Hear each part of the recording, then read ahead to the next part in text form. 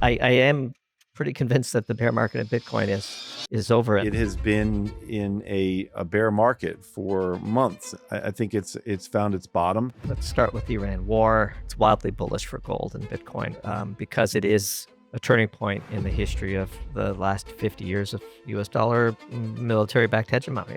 In the last few days, the Iranians were consulting the Chinese and the Russians. China just flexed somewhere between 3 and 4 million barrels per day of oil tolerance in a way that the market had no idea existed. The lower demographic, they are now defaulting at a rate that's rivaling the 2008 Great Financial Crisis. All roads lead to yield curve control. Ultimately, they'll be buying that debt and allow the inflation to run hot. Gold and Bitcoin will rip. This is where SpaceX comes in. It's probably a little tinfoil, a little woo-woo, a little out there. Quick team, I'm not going to ask you to like or subscribe, but if you do want to help the show continue at no cost, just share it with one other person who you think will enjoy it. All right, so for today, we have returning macro heavyweights, James Lavish and Doomberg. And these guys cover everything, and I do mean everything, to help you navigate these crazy times. We discuss how the US acceptance of the Iran agreement was a profound historical shift, the looming debt rollover crisis that's accelerating towards us, and the missing piece that explains the unusual behavior we've seen in the energy markets. Plus, Doomberg shares a conspiratorial take on SpaceX you've never heard before. All right, good morning, James Doomberg. Thanks so much for coming back on the show. Very excited to have this conversation. We've got a lot to unpack since last time. We got the Iran ceasefire, the SpaceX IPO. Markets are rallying. Oil dropped below 80. But what really caught my attention this morning actually was just how narrative-driven everything feels right now. So Pakistan came out and announced like a written deal on Thursday with the SpaceX IPO there on Friday. And then on Sunday, we had like the deals completed from Trump at the 250th anniversary, on his birthday, on Flag Day, like all choreographed perfectly. It genuinely feels like something out of a screenplay. So James, starting with you, markets are back off to the races and Bitcoin seems to be responding. Do you think we are genuinely in safe territory now, or are we just riding out a narrative high in optimism before fundamentals reassert? That's a good question. I think, it's not surprising that a deal was struck this weekend and on the anniversary and all, like you just laid out. We're headed into, we're deep in, the front end of now everybody preparing for this midterm election. So I fully expected a deal to be done before we got into the campaign season, which we are entering. I know the summer's slow, but that's when everything gears up. And Trump is well aware that this is a big issue for re-election for a lot of his, for a lot of the Republicans. So to hold majority, he's going to have to win a lot of seats, so or keep a lot of seats. So is it surprising? No, it's not. And then of course you had Friday, like you said, the SpaceX hype, and it's real. The hype is real. It's crazy. We can talk through that. I'm not surprised that Bitcoin is recovering. It's acted as a risk asset for a long time here, and it has been in a bear market for months and months here. And so it doesn't surprise me at all. I feel like it had bottomed out, barring any sort of black swan event or negative economic event, geopolitical event. I think it's found its bottom. I do expect it to continue to trade sideways here for a while. It would surprise me if it breaks right back up into the high 80s and low 90s. But it doesn't faze me at all. The volatility in this name, or this in this asset, has been pretty steady for a long time. So that all kind of sets up for where we are today, which is the first week that we're going to hear from Kevin Warsh. And that's something we should probably talk about, because that to me is something that the market's a little bit on pins and needles on, and they're trying to figure out. You've got the Fed funds futures that are still pricing in nearly a full cut. Nearly a full raise by December. And I think that this week and these meetings, and they're not going to do anything with rates. I don't think he's going to come out and be hardline either way, but people are going to be listening very closely to what words he uses, how he changes the boilerplate press release that they put out every single meeting, what words they change, how they adjust them, and then really what his overall tone is. And that's going to be a very important indicator for the bond market. And as we all know, the bond market is driving all of this along with the energy markets. And so this is an important week geopolitically and politically. And then just from the Fed side, it's going to give us an indication of where he sits at this moment. And we can talk through what we really believe is going to come out of that. Wonderful. Doomberg, your initial thoughts? Yeah, where to begin? So much to Right. discuss. And also lots of stuff that we're working through that we haven't published or would never publish, but still things that I'm thinking about. Let's start with the Iran war. Look, I think as time goes by and historians truly assess what happened here, and the spin and politics are sort of put to the side, the U.S. achieved none of its objectives like in this excursion against Iran. If you go back, and we have gone back and watched the video that the president released from Mar-a-Lago on the 1st of March, and you compare the stated objectives and justification for the war and where we are now, it's a profoundly different outcome than the president had been led to believe or assumed or was otherwise convinced against his better judgment, however you want to frame it. This is a stunning result. And kudos to the president for taking the L, even though that's not how it's being shaped. But I do think if you start with that as a foundational input into your mental model, it's wildly bullish for gold and Bitcoin and all the US dollar alternatives, because it is a turning point in the history of the last 50 years of US dollar military-backed hegemony. A mid-tier power before the war absorbed everything that the US and Israel could throw at it, and it has emerged, arguably, as the stronger side in this war. It's just you can't deny that. And so why were Bitcoin and gold trading sort of negative correlation with peace? Because there were some very bad tail risk outcomes on the board that this ceasefire hopefully takes off the board. And you're seeing gold run today. You're seeing Bitcoin run today. You're seeing oil collapse today. We could talk about that. We have a piece coming out tomorrow, by the way, which we think is a profound outcome from this war, which I'm happy to get into, about how China has just proven to the world that it has harmonized hydrocarbon fungibility. And this is a really, really insightful thing that has happened. Our first foray into drawing some conclusions from it comes out tomorrow. So I know that I've covered a lot of ground, but I would say that if you pushed me, the bear market and Bitcoin is over. Absent a restart of the war, there's profound things happening, historic things happening, decades-long trends reversing. You compare what went down in this war to what happened in Desert Storm, right? I mean, and so now you have, by the way, over the weekend in the Financial Times, China boldly announcing grand expansion plans for Enbridge, which is its, WAN-based alternative to SWIFT. Iran is being compensated.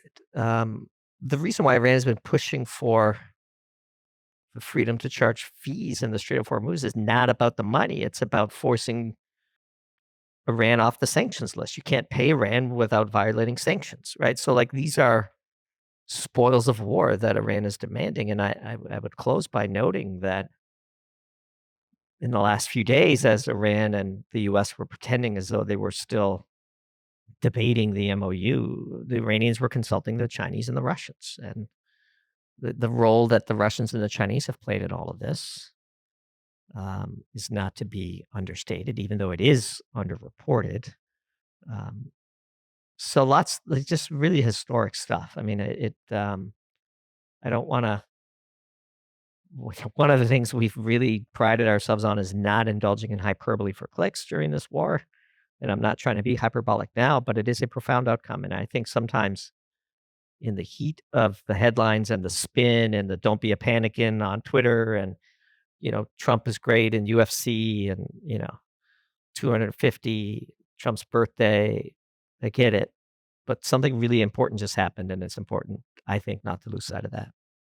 It's very interesting. Before we get into energies, I'm just curious, James, if you share any of that sentiment, if you do view the outcome of this war as a kind of at least a major signpost regards to U.S. dollar dominance around the world. Yeah, no, it's really good point.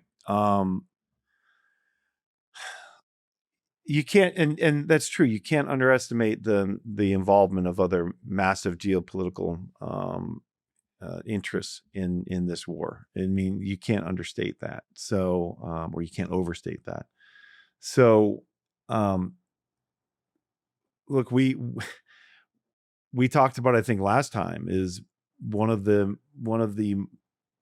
largest missteps I think that we've had with our sanctions in recent times and in modern times. One of the largest, if not the largest misstep we've had was freezing Russian assets and kicking them off SWIFT at the start of the Ukraine war. That was just a catastrophic mistake by the Biden administration. And it put the Treasury in a really difficult position. And so, with us spending more than $2 trillion than we take in on our, so we're running a $2 trillion deficit annually. We need as many buyers of U.S. Treasuries as we can get.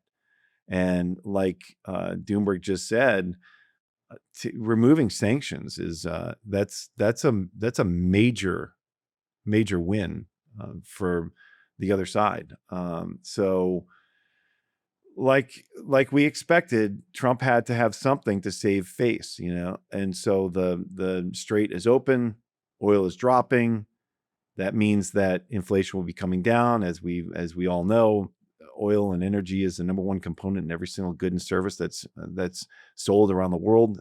And so it's a great talking point for him. But the reality is I can't get into what his head was or who was in the room when they decided to attack Iran. What I can surmise is that he had such great, swift resolution in Venezuela that his hubris allowed him to believe that they would just swoop in, wipe off the current regime, and replace him with a new regime and go about the new world order. And that clearly didn't happen. They have plenty of successors in place to battle that.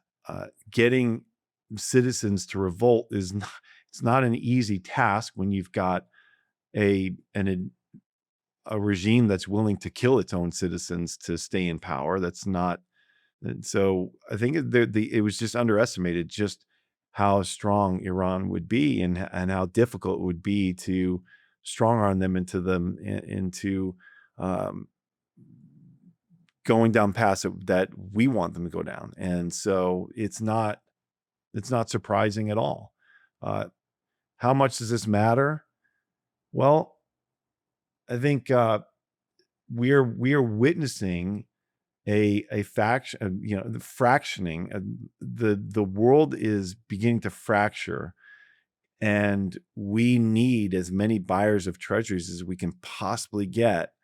And this hasn't helped it, in my opinion, in any way, shape, or form. And so we're going to continue to have to implement ways to get around that. And I would be interested to hear Doomberg's take on all that. So the next logical, so far, I agree with that. And I just pulled up the Bitcoin chart today because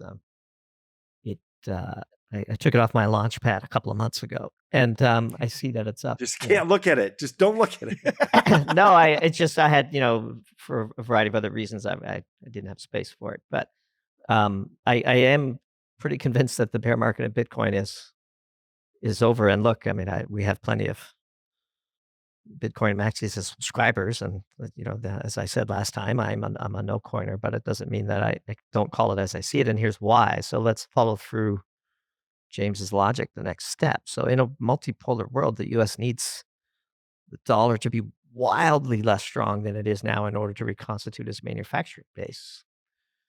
And we'll talk about a long shot sort of interpretation of the SpaceX IPO, which we would probably never write about, but I'll share with you guys a little later, and I think it's all related to this. But and the new Fed chair, yada yada. It all roads lead to yield curve control. I mean, at some point, and so in a world where they're going to save the bond market and let the currency slide because the Pentagon needs a weaker dollar anyway, it's wildly bullish for gold and Bitcoin and the other sort of for land and real things, tangible things, inflation. In the end, when push comes to shove, they're going to print. And so when I see, Bitcoin at 67,000 today, that's the market telling you something, that the bottom of this bear market. Again, not trading advice. I don't own any Bitcoin and blah blah blah blah blah. I do think that if we're right, we're entering a phase where even the neocons in Washington have to admit that outsourcing the industrial base to China has led to a diminished military dominance over the rest of the world. This was just proven to all but the most partisan of observers in the Middle East. And the first step is to admit you have a problem. The second step is to begin fixing it. And to fix it, you can't have the US dollar where it is. You can't be reliant on China. All the things that were in place that allowed China to grind away with our help and encouragement at the sort of Western military industrial complex needs to be undone, which is why I think this war in Iran was so foolish to begin with. The proper strategy was what Trump started with, which is concentrate on the Western Hemisphere, get control of the energy assets, become a global energy superpower, bring in the tariffs, undo the mistakes of the Biden administration. Iran compounded all of those mistakes wildly. And so with the time that Trump has left in office, assuming the midterms are a complete catastrophe, get back on that original track. And so in a multipolar world, what does multipolarity means? It means the US dollar is far weaker than it is. It means there's a place for gold in the settlement of imbalances of international trade. It means, gold for oil is back on instead of gold for treasuries. And in that world, Bitcoin, God bless Michael Saylor. Maybe he got saved by the bell here. James, I'm curious your thoughts on that, but I also wanted to add there too, is there anything in particular that you're seeing or interpreting from the bond market? Because I was just looking at the 10-year treasury, and it seems like we did get basically a drop in yields following the Thursday announcement and the Sunday announcement as well too. But it's kind of trickling back up. Like I would have anticipated yields maybe to come back more, but perhaps I'm thinking in the wrong direction. Yeah, no. Look, like I said, the war is it's huge, and the impact from energy prices massive. But you have this meeting this week that the Fed is meeting Tuesday, Wednesday. We're going to hear from the new Fed chair, and so the bond market is a little bit uneasy. Like where is he going to come out? Is he going to be hawkish, like a lot of people have expected him to be because of his past sentiment? Is he going to just cave to Trump's demands and be dovish right out of the gates, which some people believe? I don't believe that's true. And so the bond market's kind of on the fence here, in my opinion, trying to figure out exactly where he's going to start. Now, why does that matter? It matters because of exactly what Doomberg just said, which is all roads lead to some sort of yield curve control, more printing of dollars. It's just math. It's the math you can't change it. You can't change the math unless we wake up and somehow balance the budget, get to surplus without impacting Social Security and other services detrimentally, which good luck with that miracle. Mm-hmm. You are in a world where there's going to be expansion of the money supply in the United States. There's just no way around it. And so what are the implications of the Fed's actions? Well, you could see today, like I said before, the Fed funds futures are pricing in a 93% probability of a full cut by January. 80% probability Cut or by, hike. I'm sorry, hike. I apologize. I just have cut in my head for so long that I can't get it out. They've got a hike priced in there for one full hike priced in there for January, and 80% probability of a hike by December. So if he comes out dovish, here's the issue. He comes out dovish, and you hear these politicians say, this is really important for the listeners. This is critical to understand. When you hear politicians and you hear Trump come out and say, we need to lower rates, it's got to help the consumer. Lower rates on the Fed funds is not going to immediately help the consumer. Let's just be clear about this. If you've got some cash sitting in a money market account, you're going to receive less interest on that cash. The moment they lower rates, it's not going to help. The second thing is, if they lower rates into a strong economy, and the investing base, the bond investors and equity investors, they interpret that as inflationary, the 10-year yield will go up.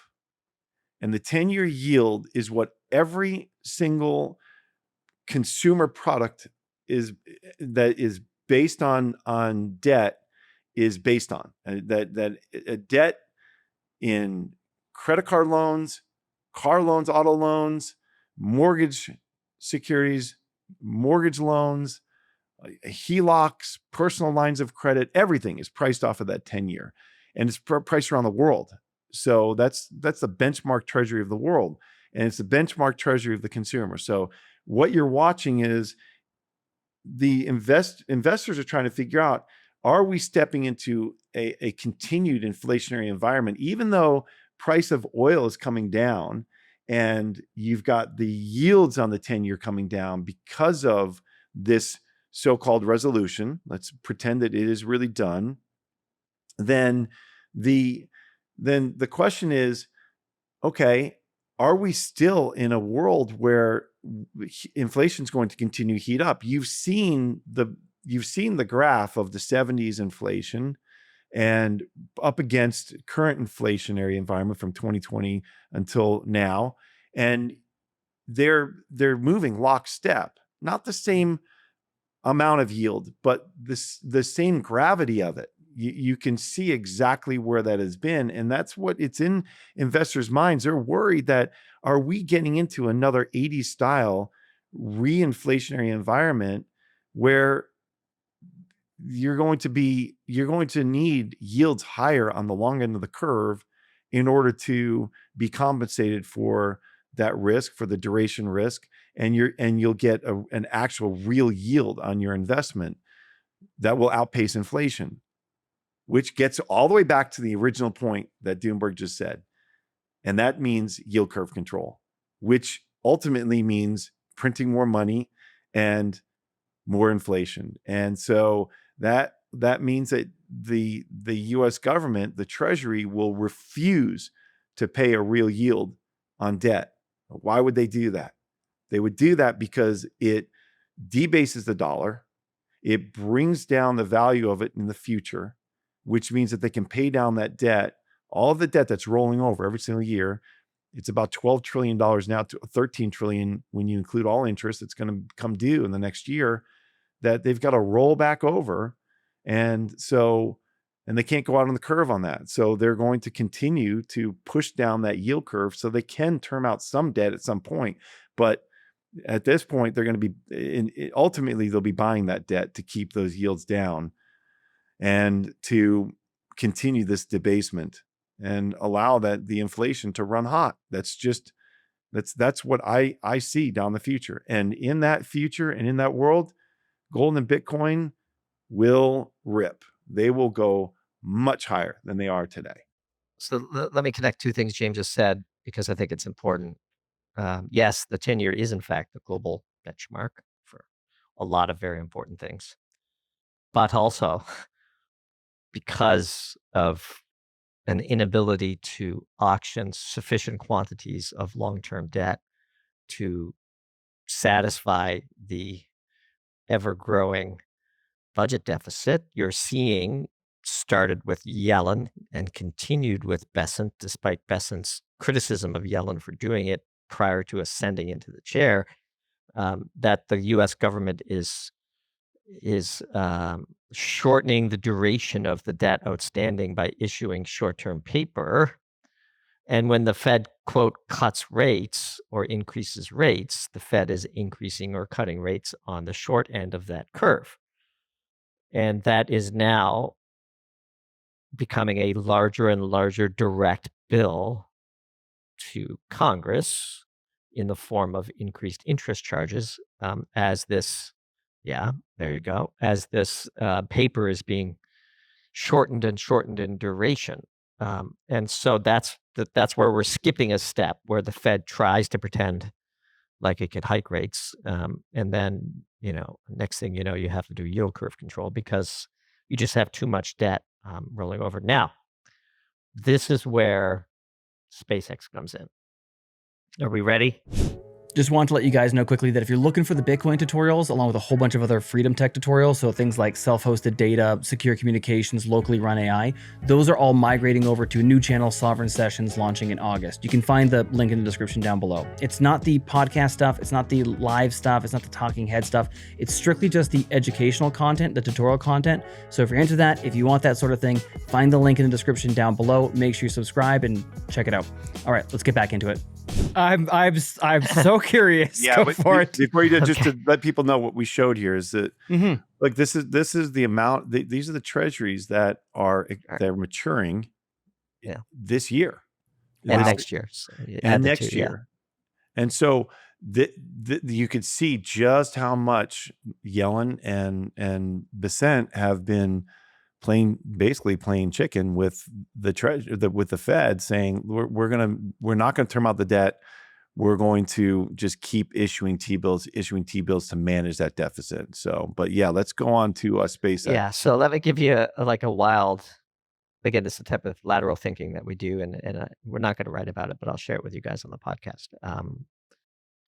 Ponzi as financial suppression. So what do I mean by that? If I was facing a wall of short-term paper that needed to be rolled over, I'd be interested in juicing tax receipts. And so let's just imagine we invent a company and tell the world it's worth $2 trillion. I'm speaking in extremes to make the point, sort of a classic lateral thinking tactic, like let's just go to infinity. So we're just going to tell everybody this company's worth $2 trillion. And there's a whole bunch of well-heeled VC investors in it, special purpose vehicles in it, and they're all in it at vanishingly small tax bases. So that which was marked at 100 billion a year ago, 200 billion a year ago, we're just going to say it's worth 2 trillion. Now, as the IPO rolls out and the insiders start selling, well, every transition of a share from an insider to a 401k or a retail investor or a global investor creates a taxable event, capital gain. Let's just say, for round numbers, that the increase in tax receipts from this IPO this year will be 300 billion. It's not that crazy. $1 trillion rolls over. You have, if you're sitting on $50 million of SpaceX stock and you invested, $1 million many years ago, what are you doing? You're selling. You're going to buy me some treasuries, right? And you're going to pay taxes along the way. And so, okay, one IPO is 15% of the bogey. Now we have OpenAI coming. We have Anthropic coming. So if you just create paper gains and force retirees and convince retails to buy it at ridiculously high prices, all the people doing the selling are going to be sharing that with Uncle Sam.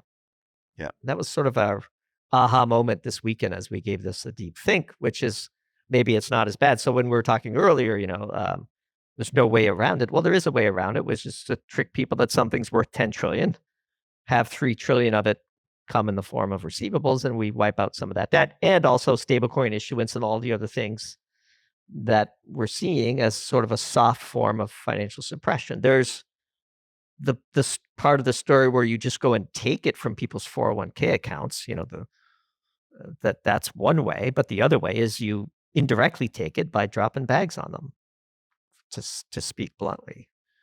And it's probably a little tinfoil, a little woo-woo, a little out there, but it kind of makes sense. If SpaceX immediately is included in the ND, the NDX 100, yeah, and there's plenty of shares that would have to be bought there. I don't know with the exact calculation, or if you've done it. I think it's a lot of shares. It doesn't even matter, because like it's all, with every unlock, you're creating new taxable events for people dumping. Like it's up today, and then, $25. And then it gets but you're stuffing it back into 401ks and IRAs through the ETFs that follow the NASDAQ 100 or the S&P eventually when they do get a profit. Forget SpaceX. Let's just take that as a hypothetical and broaden it. If I wanted to indulge in financial suppression, I would want to do it in a way that made it seem like you were selling dreams. It's basically a lottery. This is essentially lottery taken to an extreme level, right?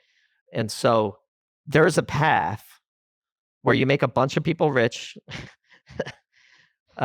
you close the deficit, and the is spread over a much wider unsuspecting audience, which is a classic definition of financial suppression. So there's things going on, that are hard to explain. Gee, how could, like, for example, like SpaceX up $25 today. What's that? 300 trillion in market cap in a day? Just goes to show you how wild the stock market is, right? Like that a company that does a couple of deca-billion dollars in revenue is swinging in value of 300 billion based on, what everyone agrees are unrealistic sci-fi type, musings of a relatively odd man. And so what's going on? There's a deeper meaning, So that's our long shot view. Yeah. Sorry, that was stupid. I just had to jump in there because that was part of this whole thing that was driving me a little bit crazy with the initial launch. Like, I'm not saying that Elon's not great and we're not getting cool stuff out of this. And man, the comments, if you start to question it a little bit, they were really coming at me pretty hard for not understanding. But I was looking at SpaceX, and in terms of, from what I could find, that the Starlink is actually profitable and bringing in about 11 plus billion per year. But the space side of it and the AI side of it are both losing money. And I think you're only like 18 point something billion there in total. So I'm like, it's great, but going back to even the initial question that we kicked off the conversation with, it seems like it feels very, this is terrible, it feels very ICO. It feels very like NFTs in a way that, like, we have this grand vision for where this is going and we're basing the valuation on that, but it's pure hype and narrative. Like, there actually isn't the product's not to market yet. In our mental model, none of that matters. All that matters is people have to believe it. And so, like, save all the comments. Not that anyone's going to get this deep into the podcast if they're looking to rag on you in the comments. But like, all you need is literally enough people to believe, right? Because the point of the exercise, the purpose of a system, what it does is it creates an enormous amount of tax receipts with very low friction. Who's complaining?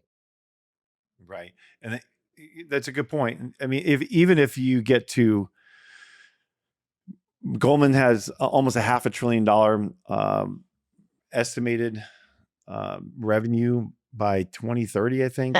And so, I mean, 25 times growth between now and then, or whatever it is. And I mean, so lead underwriter, we should say.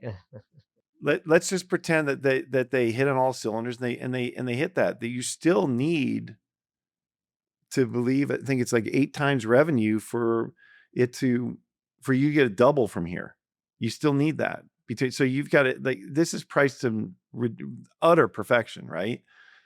And then now when you say that, though, Doomberg, it brings up the thought again. Now you have another little thought process, and you look at Polymarket and Kalshi, and you think about, well, there's so much money in betting now. People spend more money on betting than they have on music, movies, and books this year, which is just insane. And you think about that, but every single time one of those bets is settled, Mhm. that's a taxable event. Mhm. And you have to put your ID on there. You have to be, it's a KYC on those apps. I know because I got onto Polymarket, and I can't even, not that I bet in the Polymarket markets. I got enough going on, but just to see how they work, I know that you can't bet here in Nevada on sports or politics because you're blocked out from the casino, however they politicked that. So, but you have a settlement on every single one of these trades. If you bought the Knicks and you won, that's settled. That's a taxable event. And so it's not like these where you buy SpaceX, you sit on it for 5 years. Yeah, you've got a taxable gain, but there's no way to sit on a taxable event there. And there's no way to sit on a taxable event unless you've got a very long contract that you're betting in. So it's there's no parlays, no long-term parlays.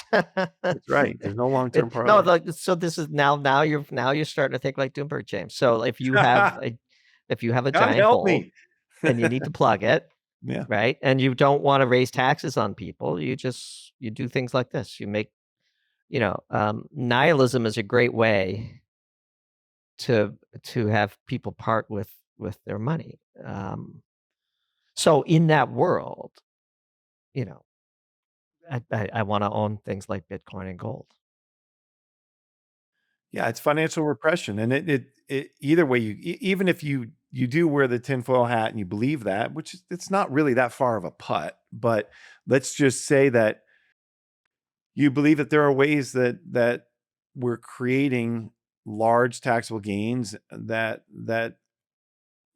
really, what do they do? Well, they end up exacerbating the K-shaped economy. They end up exacerbating that separation of wealth.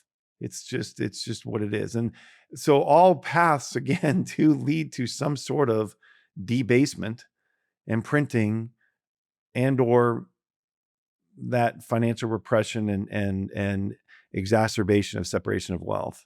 So you just said something I want to emphasize, because this is actually sometimes why we're often or sometimes misunderstood.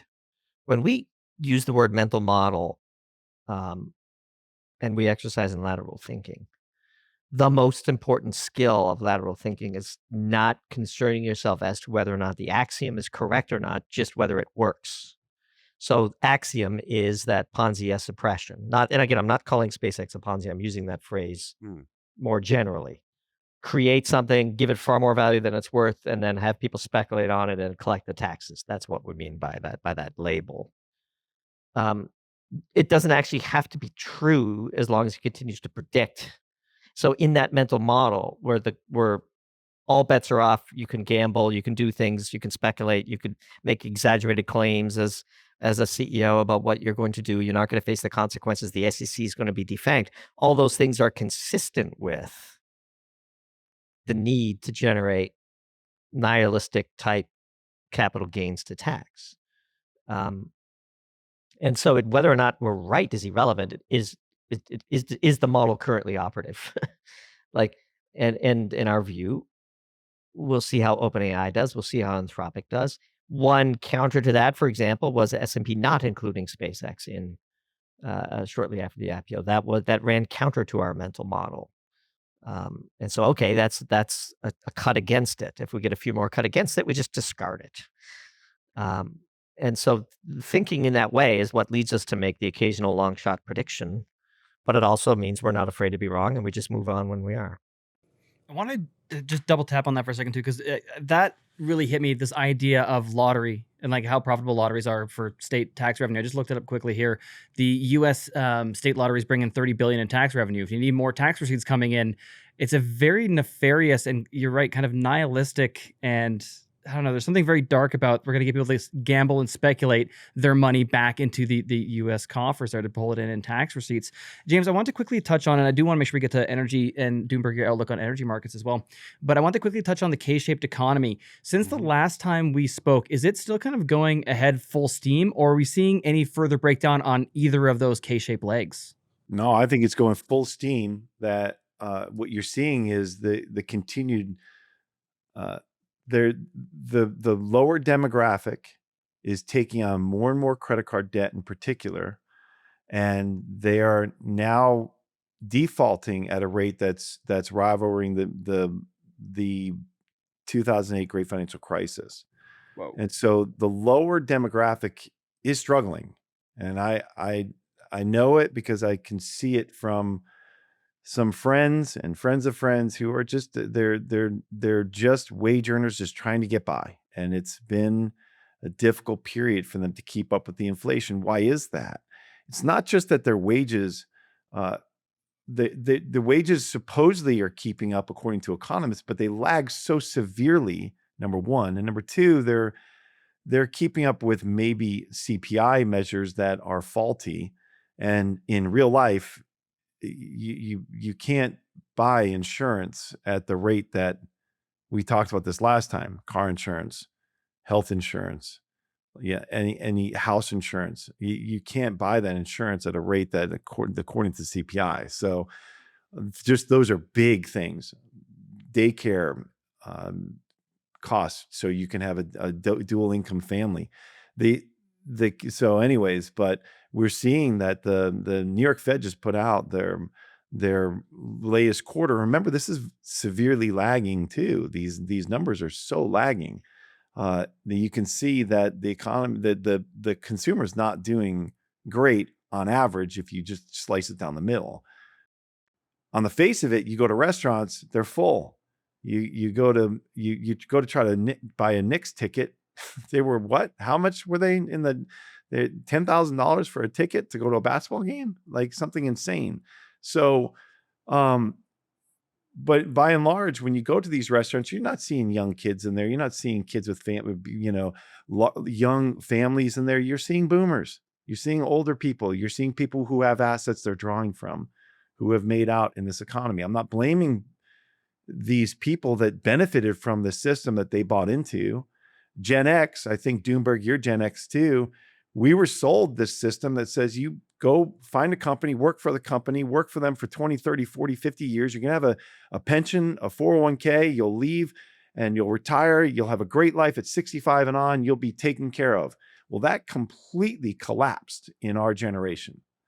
And unfortunately, some of us made out okay on the way along, but millennials got utterly destroyed in this whole machine. They got ground in and said, you go to college, you take out the debt, you get a job, you stay with the company, you make sure you're loyal, and they'll take care of you.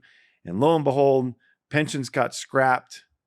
401ks are there. Some of them, a lot of them are off the table. And so you're standing there and you have to switch jobs 4, 5, 6 times just to keep up. And now your wife is working, you've got daycare.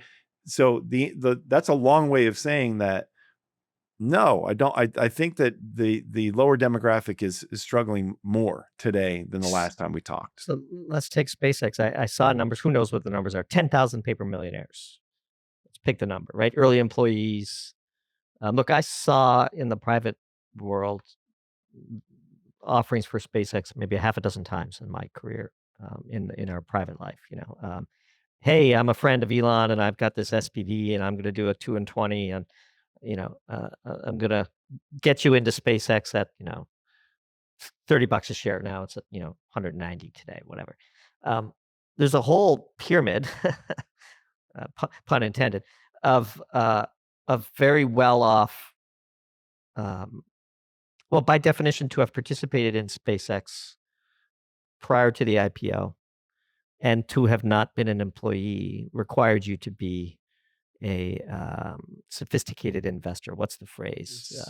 An accredited investor. Accredited investor. Yeah. And so and have the contacts to get to. Sure. Yeah. And so like you've taken all of these accredited investors who are by definition worth more than $1 million and on the right side of the K that James was talking about. And now there's 10,000 of them that just collected 7-figure checks, some of them 8 and some of them 9-figure checks. And they're paying taxes on that, back to the point earlier. So that is the people getting in now, like James said, right? If you're buying it now at 2.2 trillion valuation or whatever it is today, I mean, maybe maybe it does get to 4 trillion, but the big, huge money, the multiple 10xers, 30x, 40x, 100x, They're made. Yeah. that's made, and that's not made by Joe Sixpack. No. I mean, I'm sorry, I'm only laughing because it's so cynical to pretend otherwise. That's right, and that just exacerbates it too. Right. And so, here's the report from the Fed right here. You can see it, that these delinquencies on student loans, of course, nobody's paying their student loan. They're delinquent on those. And then here's your credit cards, and there's a 90-day delinquency on credit cards. Who's on credit cards? Like, Doomberg, you use a credit card because you want points. You pay it off every month, like I do. Dude, are you spying on me or something? So, I mean, that's what you do. You get the points, but you pay it off. These are not being paid off. And James, then, I have a confession. Yeah, please. I'm a points millionaire. Yeah. See, I think I'm a points billionaire. No, I'm just joking. So, which is the points are worth nothing now. They just keep, and you can see the amount of debt that's just up and to the right here. So, it's a problem, and it's not getting better. And that's an interesting take on that, though. But like you said, and that's the Cantillon effect that we talked about. Is that the Cantillon effect is if you're he who is closest to the money spigot is the one who makes out the best. And how do you get close to the money spigot? Well, you can become a congressman, you can, or a senator. You can be close to Fed officials. You could know people and be very close to banks. Who are those people? Hedge funds, investors, large investors, high net worth investors. And how are they close to the money spigot? Well, it's kind of like what Doomberg just said, is that you get the call on SpaceX on day one that, hey, we're going to raise a first round, a seed round, a friends and family round, and you're going to be included on this. And lo and behold, a year, 2 years, 3 years, 4 years later, your $1 million becomes 500 million. It's like, well done. So, but who can do that? You have to be an accredited investor, and you have to know people. You have to be close to those sources, and that's the essence of a Cantillon effect right there. CoinKite has been in the game for years, creating hands down the best and most secure hardware when it comes to securing your Bitcoin. The Cold Card Q is an absolute powerhouse and my daily driver, and it's ideal for newcomers and advanced users alike. The Tap Signer gives you a low-cost, user-friendly option for those just getting started or for convenience when traveling. You can head to coinkite.com and use code BTC Sessions for discounts, or simply scan the QR code on the screen to get started right away. One company I like pointing people to when they ask about Bitcoin mining is Abundant Mines. They were founded by Bo and Christine Turner after losing over $500,000 to broken promises in the mining industry. And they built their hosting model to remove the usual headaches. With Abundant Mines, you own your machines and keep 100% of the Bitcoin you mine. There's no revenue share, no hidden skims. Pricing is simple. One flat monthly fee covers power, parts, labor, and repairs. They also guarantee uptime. If a machine goes down, their hash rate redirect system routes hash power from their fleet, so earnings don't just stop. And every machine is insured at full replacement value. Everything is hosted in the US, powered by Hydro, and mining equipment may qualify for 100% year one bonus depreciation. Learn more at abundantmines.com/sessions. Doomberg, do you think the same thing is going to play out with Anthropic in OpenAI? Is that like, if you just like 50% plus one, which way those IPOs go? Is that where you're leaning? I mean, Anthropic is a weird one because they tangled with the DOW or Department of War or whatever. And OpenAI and Elon have this feud. So maybe I saw some, speculation that Elon is beating those guys to market, and then, going to pull up the moat and make life difficult for them. But I mean, broadly speaking, as this sort of repression mental model that I described earlier, you'd need more than just SpaceX. SpaceX is just the exception that proves the rule that it's possible. Fair enough. Well, it makes sense for the Department of War and for the DOD, the Department of War, to declare investments in these companies as a matter of national security. It would make sense. Yeah. So we'll see. But yeah, it's I know it's we always cover so much territory here. We pack a lot into it, and just changing gears and making sure we get that one other little aspect in here. Doomberg, I wanted to get your outlook in terms of oil. I mean, like the last time we talked, we discussed how like everybody would have called for higher WTI prices, but it never happened. Now we're on the other side. We're seeing it come down. I saw it drop below 80 for a second there. Instincts would be that we would continue to see oil kind of fall, but I'm very cautious to make any sort of calls on energy right now. So I'm curious what your thinking is. How oil's going way lower from here, assuming that the war doesn't break out again and the assets in the Middle East aren't destroyed. And the really profound thing, bunch of profound stuff. So we're publishing this piece tomorrow. I'm not sure when this podcast will publish. But, Tomorrow. All right. So as this comes out, we'll have already published a piece in the morning called Flex Capacitor. And China just flexed somewhere between 3 and 4 million barrels per day of oil tolerance in a way that the market had no idea existed. What do I mean by that? It has so overbuilt coal to chemicals, LNG import terminals, refining, the petrochemical space that it could just decide it was going to stop buying 3 million barrels a day of oil for 100 days and not flinch. And if China has indeed imparted upon the crude oil market 3 million barrels a day of fungibility, the arbitrage in the oil space is going to close much lower. What do I mean by that? Absent crude oil, if you just look across the rest of the hydrocarbon complex, natural gas is trading for $18 a barrel oil equivalent in the US in effectively infinite supply. Natural gas liquids are trading for $30, $40 a barrel. There's an awful lot of oil and gas in the world. We know where to find it. You have Guyana, Vaca Muerta, Venezuela. We're doing a big doom zoom on Vaca Muerta, Argentina here probably next week. If you can't get to 125, 150, 200 with this fact set, what do you need to get there? And if everyone knows it's never going there, why do you need to own it? And so, there's this whole argument online, which is the opening story to our piece, and kudos to our friend Jack Johnson over at Market Vibes. The argument was, price as truth versus price manipulated. Those were the two camps. And boy, we were wildly surprised at the relative docility of oil after the war broke out. But we took the pause and said the market is telling us something different. We're wrong. Let's go find out why. And price is truth. And we do believe price was truth, and price has been vindicated. So the big story that came out over the weekend was a Reuters report, a bombshell underreported on Friday, that the real bogey wasn't 15 million barrels a day by the closure of the strait. It was more like 5 or 6. And if it was more like 5 or 6 because the oil market knows how to cheat, and China turned its nose at 4 and didn't flinch, all of a sudden the fact that the Strategic Petroleum Reserves and the other IAE actions closed the loop and oil stayed at $90 a barrel makes a lot of sense in hindsight. And all the people trapped in oil now thinking it was going to 150 because of all of this hyperbole on Twitter that we've all seen.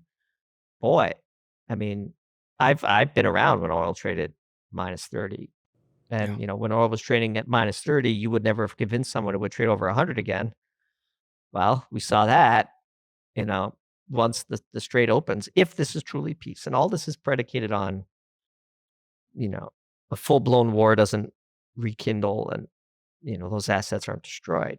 You're going to see, look out below on oil. And China has really, without anyone kind of noticing, has done what we've been predicting would eventually get done in the economy, which is a massive wave of engine switching that closes the hydrocarbon arbitrage. And those engines need not be in cars, they can also be in factories. And, if China can swing 3 to 4 million barrels a day, they just done it. They just proved it.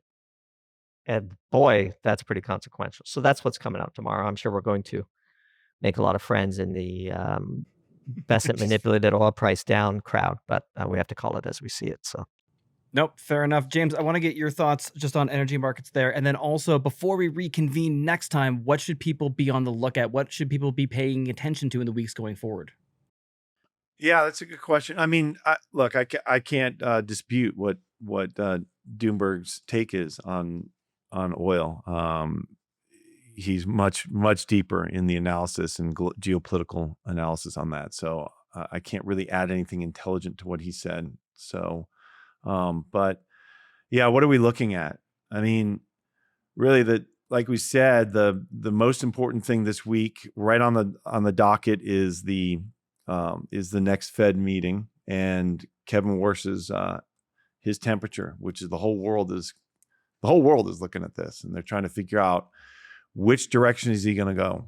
So that is a really big, important moment in time.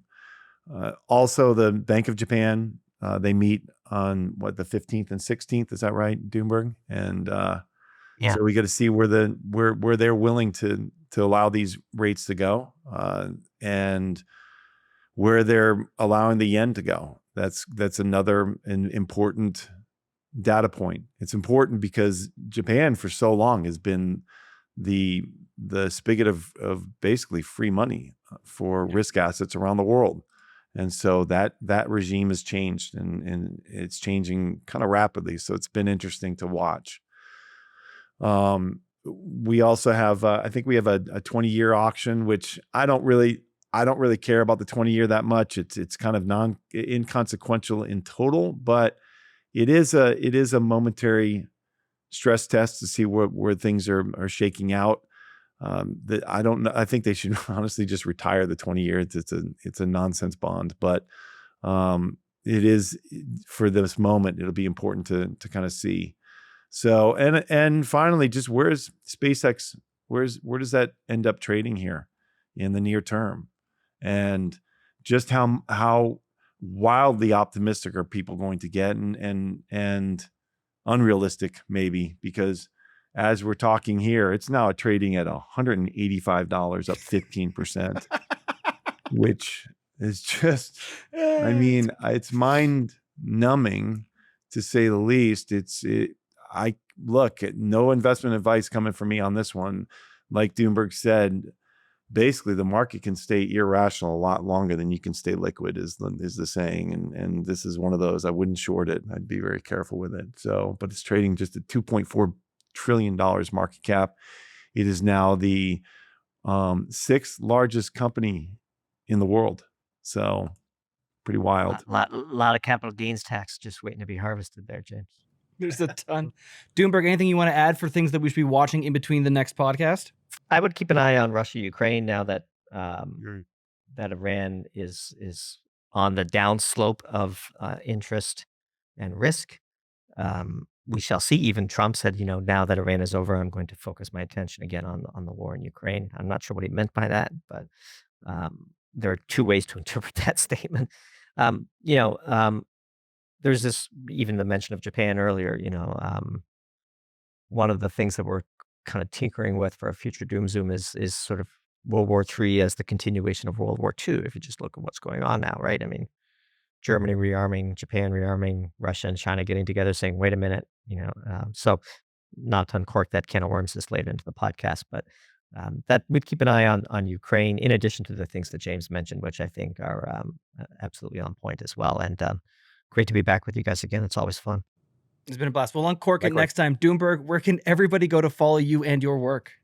Yeah, you can go to doomberg.com. We have our subscription there, our pro tier there, our Classics Read Aloud sister publication.